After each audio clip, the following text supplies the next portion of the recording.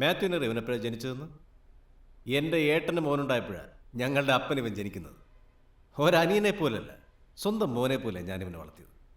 അമ്മയും അച്ഛനില്ലാത്ത ഒരു കുറവും ഞാനിവന് വരുത്തിയിട്ടില്ല. ഡ്രസ്സിന് ഡ്രസ്സ്, ഫുഡിന് ഫുഡ്, പാട്ടിന് പാട്ട്. തുടങ്ങി പുരാണം. ഇപ്പോഴും എൻ്റെ പാട്ട് കേട്ട് ഉറങ്ങും.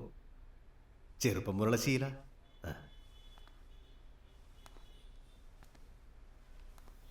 മോനെ, നിനക്ക് നല്ല വേദനയുണ്ടല്ലേ? വിഷമിക്കണ്ട, നീ ഉറങ്ങിക്കോ, ഞാൻ പാടാം.